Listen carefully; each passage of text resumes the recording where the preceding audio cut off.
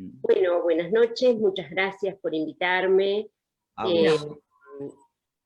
yo soy parte también de la Mesa de Salud Mental que funciona en el Consejo Deliberante de acá de la ciudad.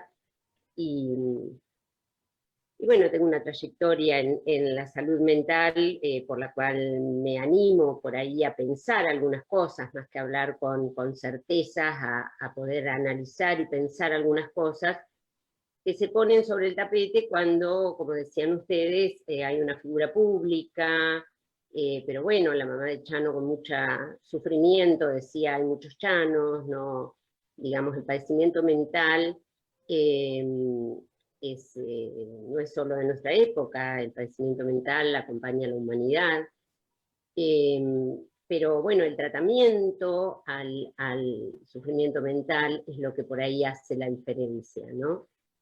O a las personas que padecen sufrimiento mental. Porque por ahí uno habla de patologías, es una cosa un poco más amplia, más impersonal. El tema es qué se hace con eso. Bueno, vos te hacías una pregunta, Sergio, y a mí me aparecían algunas complejizaciones de esa misma pregunta, no respuestas, ¿no? Por empezar, me gustaría, vos decías, bueno, habrá que cambiar algo, hablando de la ley de salud mental. Yo no voy a hablar de la particularidad de una situación, sino de los chanos, o de les chanes, no de uno.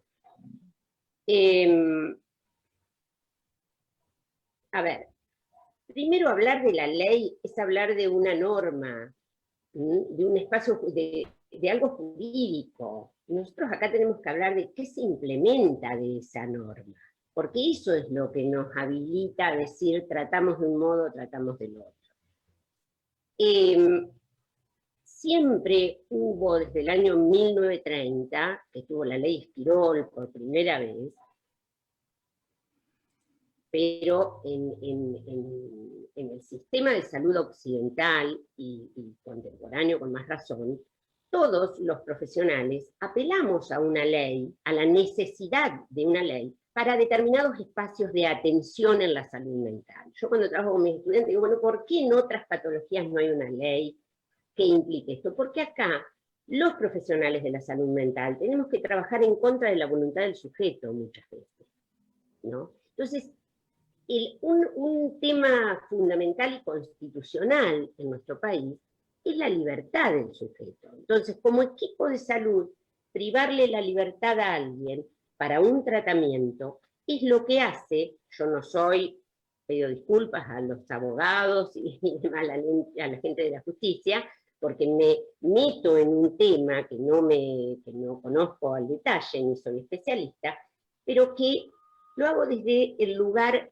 de profesional de la salud mental. Nosotros, ¿por qué apelamos a una ley? Y aún aquellos que trabajamos desde una concepción garantista, si se quiere, o desde una posición, desde una concepción de derecho del otro, legitimado, pedimos y necesitamos que haya una ley respecto a la salud mental.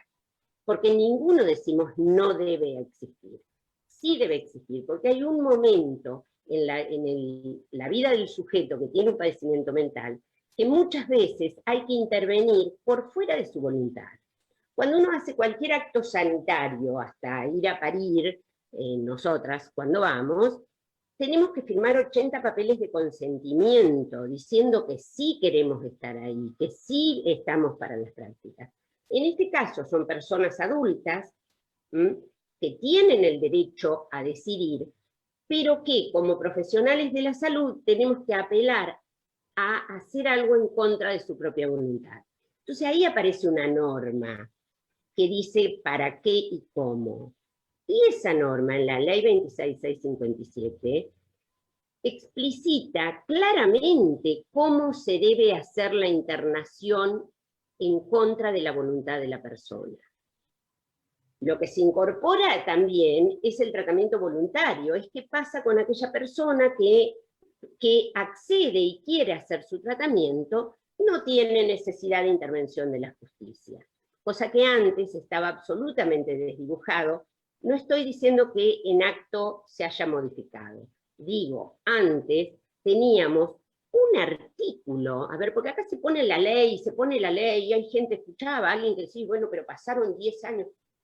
110 años tuvimos el 482, que era un solo artículo del Código Civil que lo hace Vélez Sarsfield y lo pone para preservar el derecho a la propiedad, que era lo que estaba arrasado y lo que se veía como problemático en aquel momento para las personas con pensamiento mental.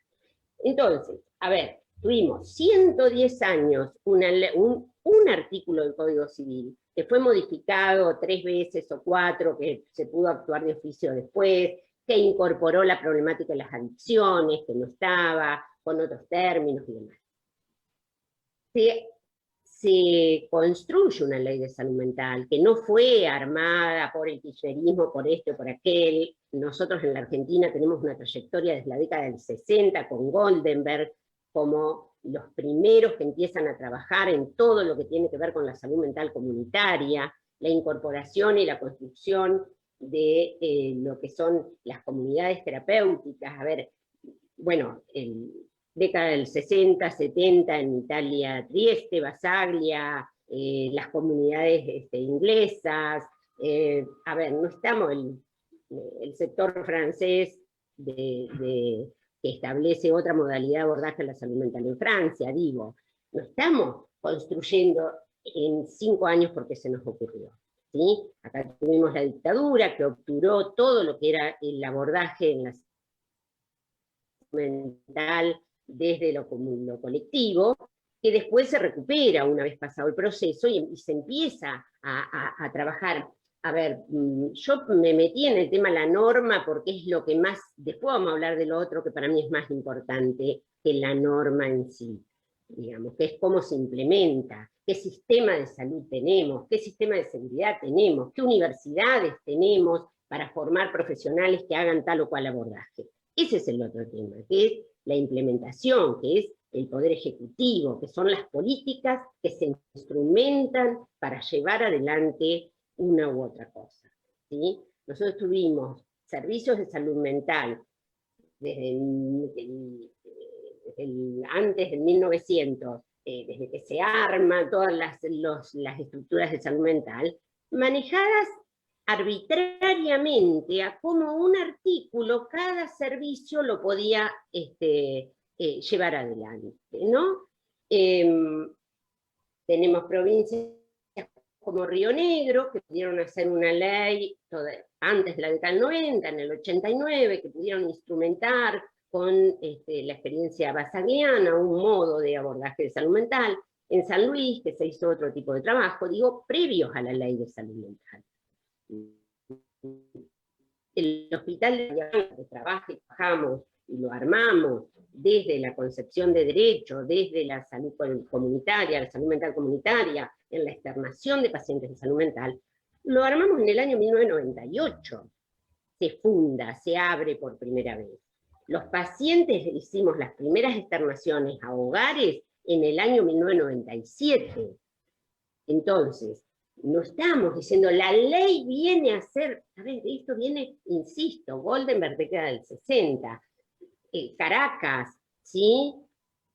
Cuando después que se habla del sistema de atención primaria de salud en la salud general, viene Caracas, que empieza a cuestionar los manicomios, que, bueno, la gente que está armando esa fundamentación para cómo llevar adelante un tratamiento o un sistema de salud para el abordaje a las problemáticas de salud mental, estamos hablando de generaciones, no de que se nos ocurrió ayer. Después la norma puede ser de ajuste, de no ajuste, de modificación, ojalá sea obtusa la ley 26657. Pero yo creo que estamos en la prehistoria de la ley, que es demasiado ambiciosa para lo que tenemos acá. Entonces dicen, no, pero tiene que venir, ¿qué otra ley? ¿Qué tendría que ser? Nadie está diciendo que una persona, cuando tiene una situación de riesgo para sí y para tercero, no sea necesaria la intervención de un juez que lo prive de la libertad, porque es el único que tiene la capacidad jurídica de decirle a otro que haga algo en contra de su voluntad. Entonces el equipo de salud apela a la justicia diciendo y fundamentando que es necesaria una privación de su libertad, hacer algo en contra de su voluntad, que nosotros como profesionales de la salud no estamos habilitados para hacerlo. Y gracias a quien sea que no estemos habilitados para hacerlo. ¿Qué pasaba antes con los manicomios? Manicomios que aún existen en la Argentina. Recién la provincia de Buenos Aires en esta gestión está trabajando fuertemente en hacer una modificación a las estructuras asistenciales de salud. Porque la provincia de Buenos Aires es la que mayor cantidad de manicomios tiene junto con Cava. ¿Sí? ¿Por qué? Porque los grandes derivadores de la década del 60, 50, 70 a los manicomios éramos todos los que estábamos alrededor en el resto del país, ¿no? Estaban las instituciones grandes en La Plata, en Buenos Aires, nacionales algunas, de hecho es lo último de la política de salud que se descentraliza hacia las provincias y los municipios, porque antes quedaba centralizado. De hecho el Bereil, que es el neuropsiquiátrico que funcionó años en la ciudad de Bahía Blanca, fue el último en incorporarse a la política de salud provincial. ¿Sí? Y antes éramos los grandes derivadores. Acá había una persona con un padecimiento mental severo y se mandaba a Romero, se mandaba al Montes de Oca, se mandaba a Moyano, se mandaba al Borda, a donde hubiera lugar. Por eso quedan concentrados los grandes manicomios. Y en el mejor de los casos había un juez, porque en muchísimos casos eran NN. La provincia de Buenos Aires tiene lo que son las curadurías oficiales de alienados. Esa es una herencia hermosa que tenemos del proceso militar, 1978. Entonces, este entrelazamiento que el proceso militar en la Argentina fue tan perverso, o sea, porque muchas veces en la mayoría de las dictaduras se enlaza el tema de aquellos que son revolucionarios, por decir de algún modo. Cualquier actividad revolucionaria es vista desde el concepto de locura y se apelaba a un sistema de salud donde se incorporaba bueno, esto tenemos experiencia en España, en Grecia. Yo estuve haciendo una pasantía en Grecia, una isla que era de los militares que iban primero las personas, los hijos de aquellos que habían muerto, que habían matado la dictadura. Bueno, después pasó a no sé qué, no sé cuánto, terminó siendo un manicomio, un gran manicomio. Pero a lo que apunto es,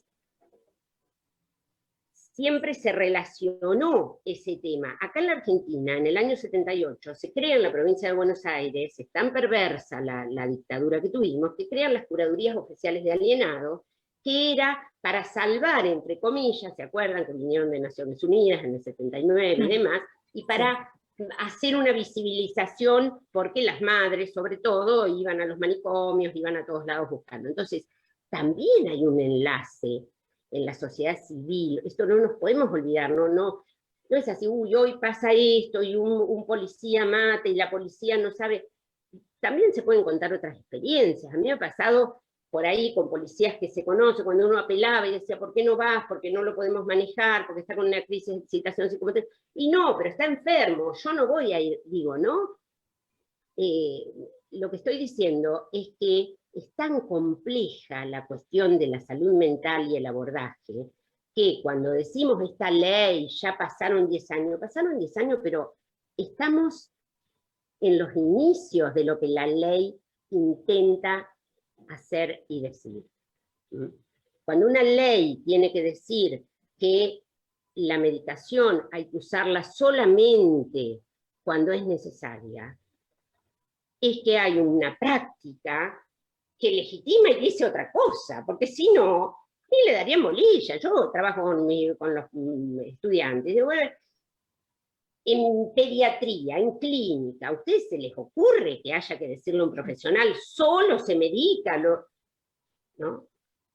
Y en esto, bueno, y ahora hago otro paralelismo pido disculpas a quienes manejan la cuestión por ahí más en detalle, porque yo por ahí hago analogías un poco groseras para poder ver esto, pero de alguna manera, esto que pasó con Chano y lo que pasa cuando hay situaciones de crisis, es que, para mí, humildemente, develan que en realidad falta el tratamiento continuo, el abordaje permanente. No estoy diciendo que no va a haber un cuadro de excitación psicomotriz, o que no va a haber una crisis psicótica, o que no va a haber tal o cual cosa si hay otras estructuras intermedias. Pero disminuimos. ¿Sí? No es lo mismo que a una persona, bueno, el de Chano, hace un tiempo hubo otro episodio tremendo, porque también la salud mental toca en estos puntos socialmente con estas cuestiones, ¿no? Como que es tremendamente disruptiva. ¿Mm? Entonces, todos tenemos, y eso ya entraríamos en otro tema, que es el tema del estigma y el tema de qué se nos viene a la cabeza cuando hablamos de locura, ¿no? Es por ahí para otro tiempo. Hoy, hablando de personas que tienen un padecimiento mental severo, que hay momentos en que pueden hacer situaciones de crisis, que también es una responsabilidad del sistema de salud, que esa persona después se tenga que hacer cargo de eso que hizo, cuando lo hizo absolutamente interceptado o tomado por una situación psicopatológica, ¿no? No por una cuestión voluntaria y de juicio crítico y de intencionalidad, ¿no? Pero estas situaciones absolutamente disruptivas que se dan en la sociedad es lo que hace, no sé, sacar elementos, como que a todos nos viene, en una época decíamos el enano fascista, ¿no? Nos viene lo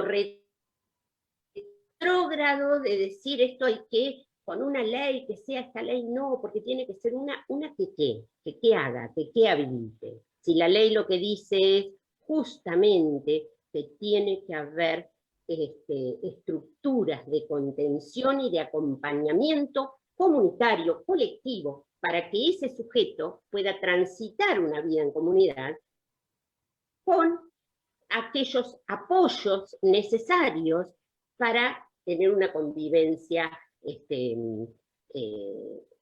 o de la mejor manera que se pueda, ¿no? No sé, si me fui mucho en lo que planteaba, pero bueno. No. Es clarísimo, Marcela, clarísimo.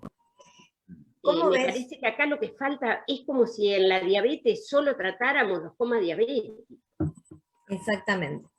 Entonces, acá también es la crisis. ¿Y qué pasa en todo el tránsito de esa persona? ¿No? ¿Qué pasa en el cotidiano? ¿Tiene los espacios, tiene los sistemas de apoyos necesarios? ¿Mm? Por eso, aunque es cierto que, bueno, hablar de todo lo que la ley propone en relación a la convivencia da para otro encuentro, pero de todas maneras a mí me interesaría conocer tu opinión respecto de esto que estás marcando, ¿no? El hecho de la crisis siempre es disruptivo, y vivimos en una sociedad que no puede procesar las disrupciones, y que entonces el único mecanismo que encuentra para abordar la disrupción es soslayarla, encerrarla, ¿no? Para que no se vea. Entonces, desde ese lugar es que se piensa que una persona que tiene un padecimiento mental tiene que estar encerrada. O sea, desde ese lugar el sentido común del enano fascista, como decías, habla de esto, ¿no? Del encierro. De la misma manera se piensa otro tipo de problemáticas, ¿no? O sea, siempre es la supresión de aquello que nos conmociona socialmente. ¿Cómo percibís vos, o cómo imaginás vos, la posibilidad de dar a conocer todo aquello que la ley propone y que sabemos que es sumamente interesante y que para las personas que tienen un padecimiento mental implica no perder los vínculos sociales, no perder los vínculos afectivos, tener una calidad de vida que le permita hacer y disfrutar de lo que hace. Bueno, acá ya me meto en un tema, y yo estoy en la gestión, así que me hago cargo, es un tema para mí de política, de salud. Necesariamente hay que instrumentar los mecanismos en lo público y en privado, porque la ley abarca todo el sistema de salud. Como la ley materno-infantil abarca todo, a la maternidad de todas las clases sociales y de todos los distintos efectores, público, privado y de las obras sociales. Entonces, en esto es lo mismo. Se tienen que generar y gestionar los espacios para que esas personas, porque el abandono de la persona no lo hace la ley. Yo escuché a una profesional que decía, la ley los abandona, y la ley, si acá hay cualquiera del Poder Judicial te dice, mirá, la ley, la norma es la norma, lo que lo tiene que llevar adelante es el Poder Ejecutivo. ¿Qué la ley hace o no hace? Lo que se hace es lo que estamos en el sistema de salud para ver qué hacemos con esa norma, pero no la ley en sí. Es como que con el artículo anterior había un jurista, Cárdenas, que para mí era un maestro, que él decía que no era necesaria una ley nueva, porque si el juez puede lo mucho, puede lo poco. Entonces que podía también instrumentarse un sistema de salud mental comunitaria, aún no habiendo una ley que no fuera solamente para el momento de la crisis, ¿no? Es otro planteo. Nosotros, ¿por qué apelamos a esta ley? Yo no nosotros, porque yo trabajé en lo que fue la formulación de esta ley también, trabajé en equipo, muy de abajo, porque lo que necesitábamos era legitimar un tipo de práctica en una sociedad tremendamente hostil con eso, que pretendía otra cosa desde el poder hegemónico. Entonces, yo cuando vos me preguntas esto, yo digo, la ley habla de todo eso otro que se va a conocer cuando se gestione, cuando se construya, cuando los hospitales de día, a ver, yo lejos de querer hacer analogía con países que tienen otro sistema de salud, que tienen un sistema integrado de salud, que tienen un sistema único de salud, o sea, ya ahí España, Italia y demás, pero, qué sé yo, en Bahía Blanca, un hospital de día que armamos nosotros, dos, uno privado que hay que atiende a un determinado sector, Bahía Blanca tendría que haber, no sé, 5, 6 espacios que se garanticen a las personas con padecimiento mental un sistema de apoyo. Unos los necesitarán para un tiempo, otros los necesitarán para otro. ¿Se entiende? Pero lo que falla es eso, no que en las crisis lleguen, a ver, y no estoy hablando de Chano en particular o de fulano de Mengano, estoy hablando de la generalidad, de esto de lo disruptivo que decías vos, que es como que nos sale rápidamente la solución. Y por ahí es la pregunta, no es la solución, no la tenemos, pero podemos acercarnos. Qué sé yo, hoy hay una mesa de salud mental en la ciudad de Bahía Blanca que hace 20 años yo no me hubiera imaginado nunca que eso lo íbamos a poder hacer. En el Consejo Deliberante, donde participamos, y es óptimo, y no, la verdad que no es óptimo, pero se viene construyendo en algún espacio, hay un departamento de salud mental en la ciudad, hay un hospital de día y un CPA, un centro de prevención de adicciones. Ustedes piensen que las adicciones, me viene mucho la cuestión histórica, así pero eso porque estoy vieja, de socio fundador, ¿viste?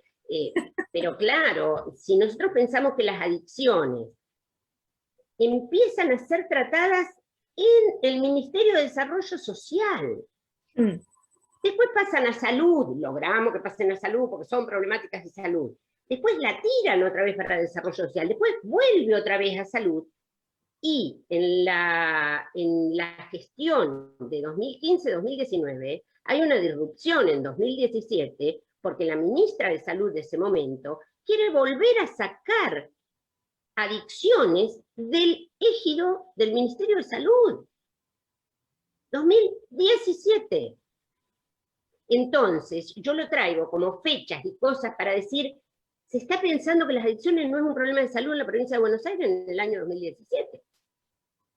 Cuando creo que esa es una premisa que ninguno, al menos de nosotros que estamos acá, podemos discutir que la cuestión de las adicciones es un problema de salud. Entonces, cuando uno se... Volviendo a esta pregunta que vos da a conocer lo de la ley, haciendo. Y fundamentalmente el compromiso político, que hoy la provincia de Buenos Aires lo tiene, que hoy la Secretaría de Salud Mental y Adicciones está poniendo todo el esfuerzo y todo el trabajo para poder, no solo, porque acá no es solo esta cosa de romper los manicomios, y sí, la verdad que ya en manicomio ya no hay ni posibilidades de escuchar eso. Sobre todo, pero sobre todo, porque tenemos garantías de cómo se trabaja en eso. Por ahí hay otras cosas que no sabemos muy bien cómo trabajar, que tenemos que revisar. Pero en las personas con padecimiento mental, con 30 años de internación, donde la problemática ya es más la internación o los años de internación que la patología de base que dio lugar a esa internación en ese momento, eso ya está, creo que no hay nadie que lo pueda discutir.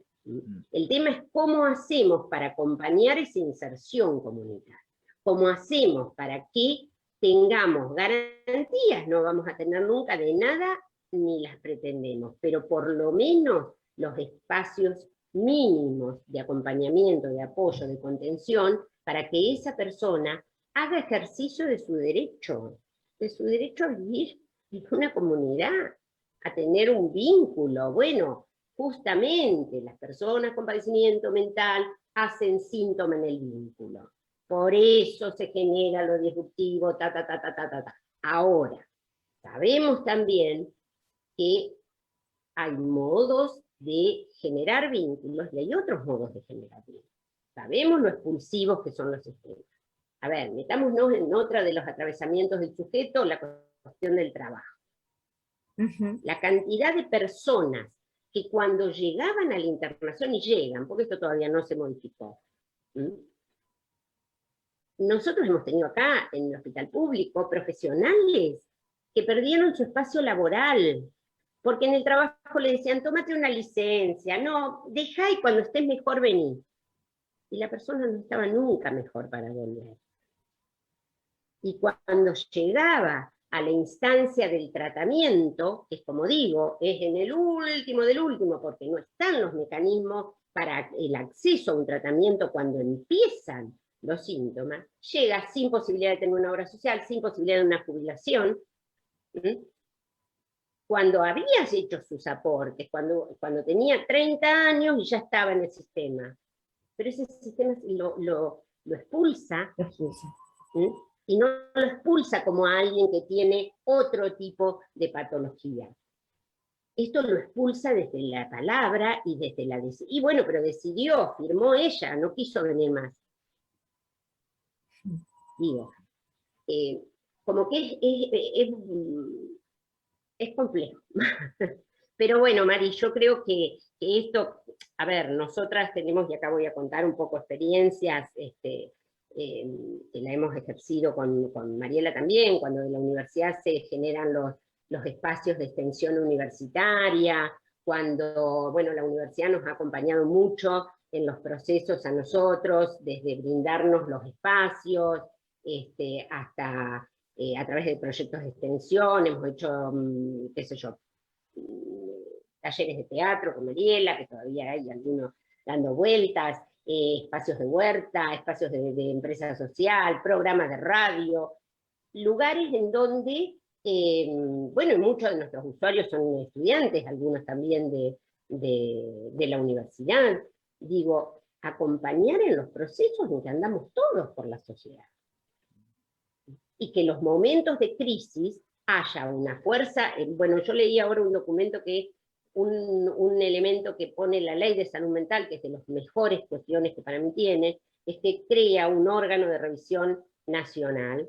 El órgano de revisión es del Ministerio de la Defensa, no está en salud, entonces tiene esta capacidad de poder revisar sin ser parte, porque si nosotros mismos somos arte y parte, es muy difícil revisarnos a nosotros, ¿no?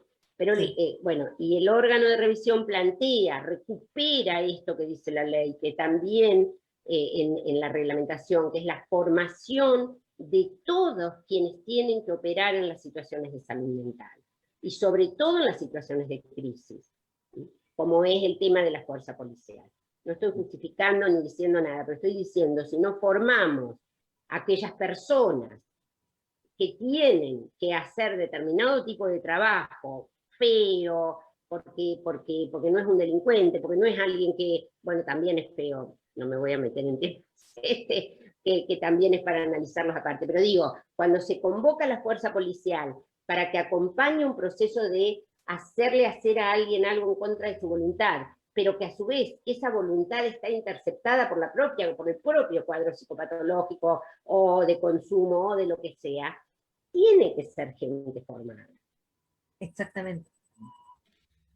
Marcela, quisiera socializar algunos comentarios, y uno en particular con vos es Estela Maris, que dice que hace 50 años padece de la carencia desde su abuela. Ella dice que el tema de la salud mental es un caos en el país. Madre e hijo con problemas de esquizofrenia. Tanto Buenos Aires como en Bahía estamos muy desprotegidos, y es muy triste ya que el paciente sufre y la familia aún más. Y cuenta que falta tratamiento continuo y seguimiento. Cree que la presencia de la policía en el momento de crisis del paciente no ayuda en nada, y que ellos sean los que decidan si se llama a una ambulancia o poder ver si se puede internar. En este punto hay que mejorar y trabajar. Acuerdo absolutamente con lo que plantea. Es una realidad, y en esto yo creo que no yo ya tengo muchos años, no podemos mentirnos en esto. Es una realidad que es, pero que la desprotección, no nos confundamos, no tiene que ver con la ley, ¿no? Con la ley 26657. En todo caso es con cómo, porque no es que antes estábamos mejor, o antes se podían otras cosas. Ahí lo dice ella, 50 años. El padecimiento mental genera mucho sufrimiento, no solo en el paciente, en el usuario, sino en su contexto, en la cuestión de sus vínculos, y eso lo tenemos que pensar así. Entonces, muchas veces, no estoy hablando de esta situación particular que la desconozco, pero muchas veces el síntoma se hace justamente con la gente más cercana. Entonces, es necesario que esté el Estado sosteniendo espacios para mejorar ese vínculo, que muchas veces no es conviviendo con su grupo de origen. ¿Se entiende? A ver, estoy hablando de situaciones muy particulares, pero en una época se externaba a las personas y se las devolvía otra vez al mismo grupo familiar sin ningún tipo de sistema de apoyo para que ese grupo familiar pueda acompañar este proceso al usuario, ¿no? En épocas de manicomio, y estoy hablando del Hospital Pena,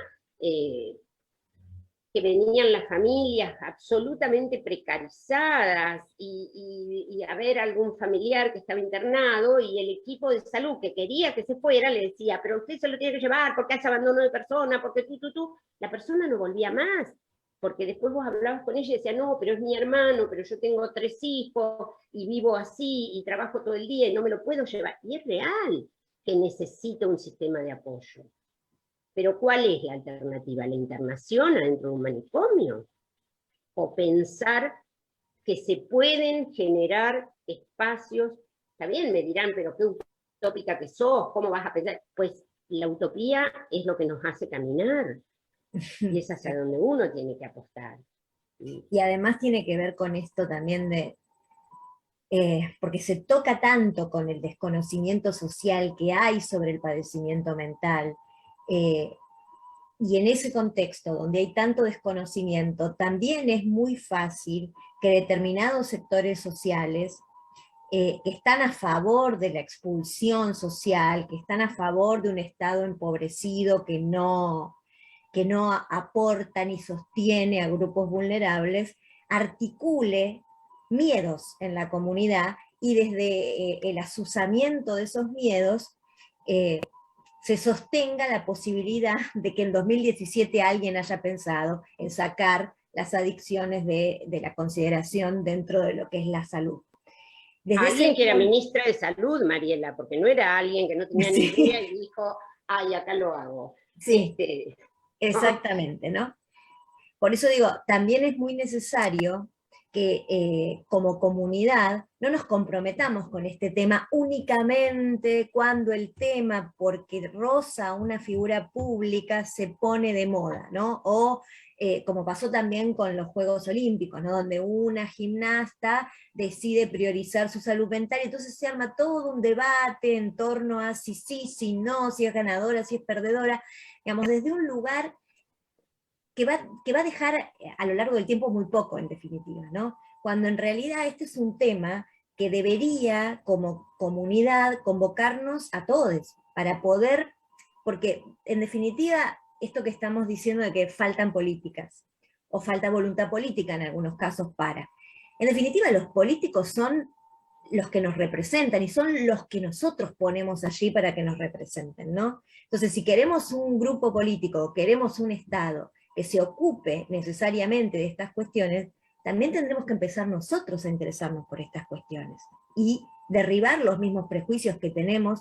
Y la verdad es que yo no creo que ni vos ni yo seamos utópicas en esto. Me parece que esto es una necesidad, y tiene que ver con el compromiso que nosotros y nosotras, nosotres, tengamos con la democracia, con el ejercicio concreto de la democracia. Absolutamente. Vos hablabas algo de también los políticos y dabas nombre y todo.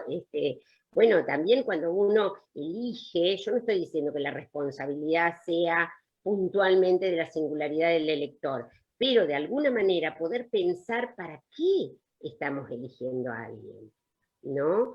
Que a que se empiece a pensar. Yo insisto, yo estoy en la gestión. Entonces hablo como arte y parte, no estoy diciendo yo soy, en este momento estoy ocupando el cargo de referente de capacitación de la región sanitaria 1. Es capacitación, yo fui referente de salud mental en otra época, pero digo, pero nosotros no podemos negarnos este real, digamos. Entonces, ¿cómo lo trabajamos? Bueno, a partir de acá se pueden trabajar otras cosas. Y hay posibilidades. Obvio que va a haber lo disruptivo. Obviamente que no se va a llegar en todo momento a cubrir todas las situaciones, pero por lo menos disminuyamos los factores de riesgo, disminuyamos esto que dice esta señora de 50 años de padecimiento, y seguramente es así. Entonces, pero si ante una cuestión disruptiva la gente, profesionales, no pueden pensar en una cuestión más contextual, y dicen la ley, el problema, a mí, o sea, más allá de que sea o no el problema, no es hoy el tema. Cuando hace el año pasado, en plena pandemia, un señor también mató a alguien en Buenos Aires, yo leí después, me cuesta mucho, me duele leer esas cosas, pero igual las busqué, y después no sale eso. Resulta que los hermanos habían estado al profesional que lo atendía pidiéndole de todos modos durante 1 mes y medio que lo viera, y no lo veía. Entonces, ¿dónde está el abandono? ¿En la ley de salud mental o en que los profesionales en ejercicio o las familias no tienen alternativas a veces? Porque buscan, porque doy fe que tengo 27 años, soy jubilada del hospital, como para saber que las familias buscan. No es que dejan las situaciones, habrá quienes la dejan, quienes no, pero la mayoría de ellas no encuentran en el sistema de salud una respuesta que acompañe los procesos reales. Hay experiencias riquísimas al respecto, desde situaciones concretas de acá de Bahía Blanca hasta de cuestiones nacionales, latinoamericanas y del mundo occidental, ¿no? De cómo hacer este trabajo y de qué cosas sirven y qué cosas mejoran la calidad de vida de los pacientes y de las familias. Marcela, Perdóname, no quisiera olvidar una pata esencial en todo esto, y es la de los medios de comunicación y la forma de difusión de la temática. Mirá, la ley de salud, cuando se escribe la ley de salud mental, junto con la ley, junto con la construcción del órgano de revisión, que por suerte, insisto, es algo que quedó y que tenemos, no lo logran todavía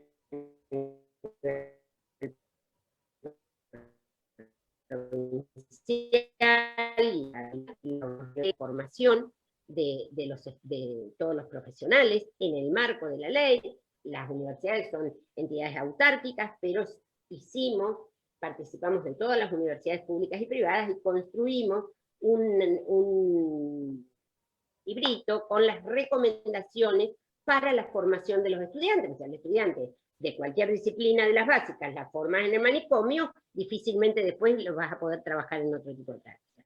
Esto lo hicimos en el año 2012, 2013, y junto con eso también se trabajó en cuál es el modo que la ley dice que tienen que trabajar los medios de comunicación con la temática de salud mental.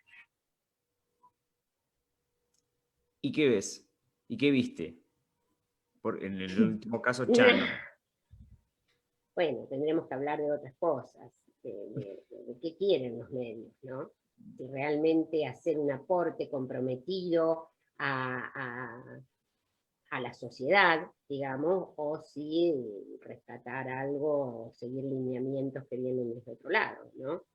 Porque la verdad es que, a ver, porque para la sociedad es un tema más, ¿no? Si es fulano, pero para las personas que lo padecen, es irremontable después a veces.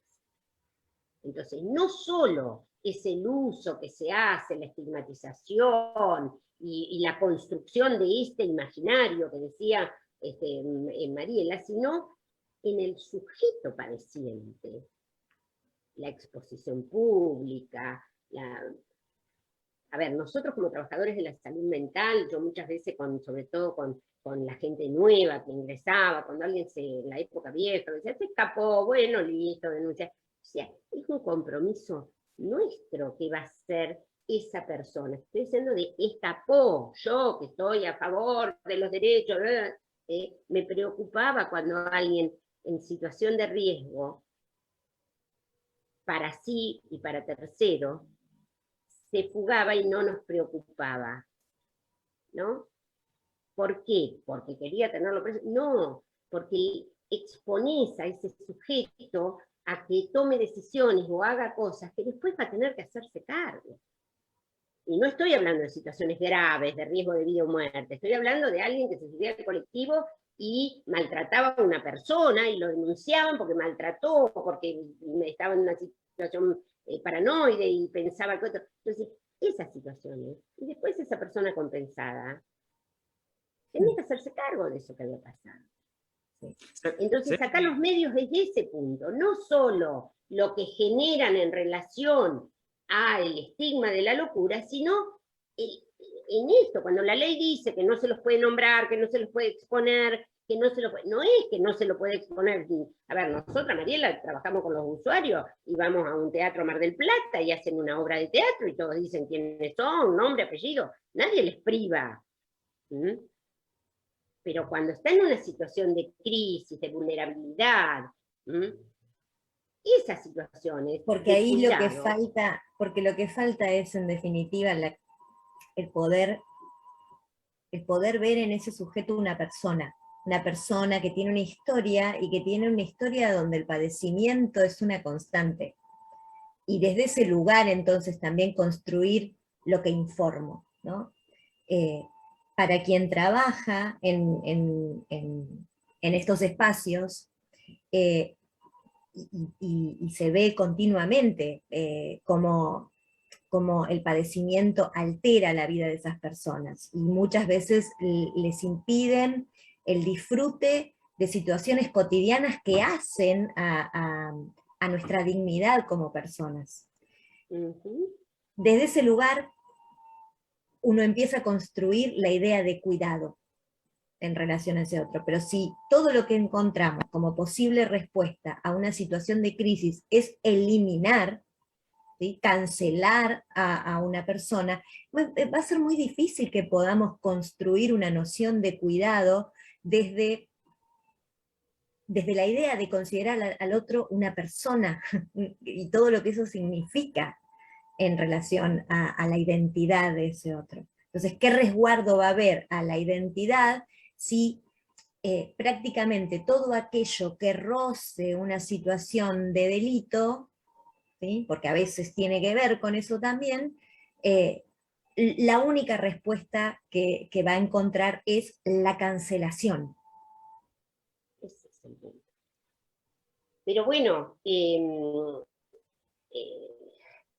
es complejo poder articular cuando tenés un medio de comunicación en todos los canales y todo, el sujeto, ¿no? Es como una cosa difícil de poder rescatarlo aún discursivamente. Cuando uno dice, bueno, pero ¿por qué? Preguntémonos por qué la ley dice que los canales... Bueno, porque, a ver, la subjetividad la hacemos también en la cuestión social. La construcción subjetiva la tenemos todos, y la salud mental nos atraviesa a todos, a todas y a todos. Pasa que cuando yo rescato, y ahora me quedé pensando, me sigue dando vuelta tu pregunta, Mariela, de cómo hacer para visibilizar todas esas otras cosas que dice la ley, cuando empezamos a transitar experiencias singulares con los usuarios, en este caso, yo creo que la gente se sensibiliza mucho más de lo que cree y de lo que podemos llegar a plantear. Por eso, para mí la cuestión cultural, perdón, la cuestión cultural, pero cultura en cuanto a construcción del sujeto, a eso me refiero, es uno de los elementos más importantes que tenemos para esto que vos planteabas, de cómo hacer de estas otras cuestiones que dice la ley. La ley vino a legitimar prácticas, a ver si nos entendemos, que antes hacíamos de manera transgresora, ¿no?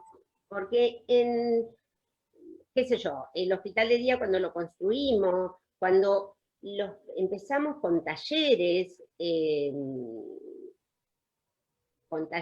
bueno, nos formamos en eso, tampoco es que lo hicimos así caprichosamente, y empezamos a salir a la comunidad con los talleres, con las personas, Feria de la Cultura, década del 90, Plaza del Sol.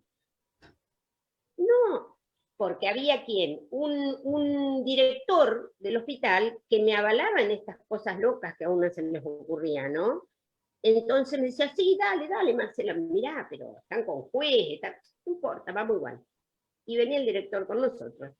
Y empezamos a transitar esos espacios. ¿Sí? Y no solo fue la circulación del sujeto que empezó a poder construir otro real, sino la cuestión de la sociedad. ¿Por qué fuimos a la Feria de la Cultura? Además, como yo era medio hippie, venía siempre. Porque ahí teníamos gente que nos iba a sostener, como de hecho nos sostuvo en cada Feria de la Cultura ir con nuestros talleres. Íbamos todos, iban los residentes de psicología, de trabajo social, médicos, íbamos todos, no es que iban solo los usuarios. Y armábamos la feria, pero también porque había un espacio que nos contenía.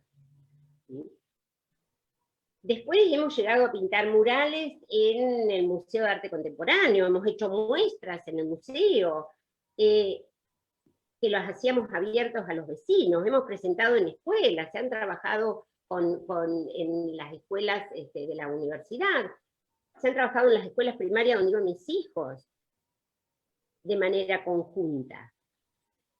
Entonces, en estos espacios, es cuando uno habla desde este convencimiento, yo por ahí hablo desde un convencimiento, pero es de un convencimiento de tránsito de vida, le digo a la gente que me escucha, no es teórico. ¿Mm? Cuando uno se involucra a la familia y en un proceso, en este caso de salud o de acompañamiento, un proceso de salud, es porque lo transitas. Y es porque lo transitas como sujeto parte de una sociedad. Más allá del desempeño específico del rol social que te toque en determinado momento. Exacto. Y porque además una, en ese rol también, se involucra con personas que no son solamente sujetos, sujetas que padecen algún tipo de patología. Son personas, y a partir de ahí también la subjetividad propia está atravesada por ese vínculo. Exactamente, por ese vínculo. Uno se anima a ser vínculo.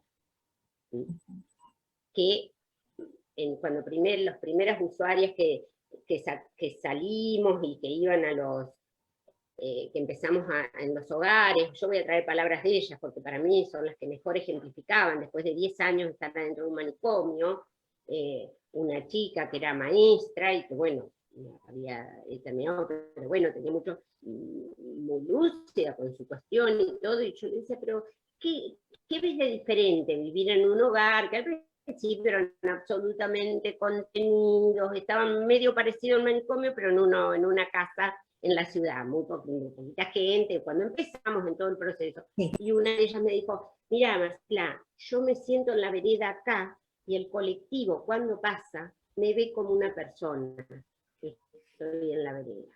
Cuando yo me sentaba en la vereda, en el psiquiátrico, me veían como una loca que estaba del manicomio. Entonces la mirada del otro la construía de manera diferente.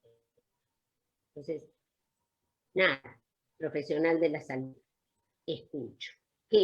¿Cuál de las dos es más saludable? Marcela, estamos totalmente agradecidos con vos. Estamos totalmente agradecidos. Ha sido un gran gusto poder tenerte esta noche con nosotros. Y lo importante fue no solo lo teórico, sino lo de tu experiencia. Eso fue muy valioso y en las redes lo están haciendo saber. Bueno, gracias por invitarme. Disculpen mi vehemencia, mi falta de saber en No. Es que tiene que ser así. Es que tiene que ser así. ¿Qué va a ser? Ya a esta altura no creo que me modifique. Bueno, muchísimas gracias Mariela, muchísimas gracias Sergio, y bueno, seguiremos, algún día por ahí venimos con los propios usuarios acá al programa para que den cuenta. Estaría buenísimo, porque también estaría bárbaro mostrar todo lo que se hace en primera persona, ¿no? Seguro. Eso es parte de este aporte, que me dejaste la pregunta clavada. Gracias. Muchísimas gracias, Marcela. Gracias a vos, ¿eh? Hasta la próxima. Gracias.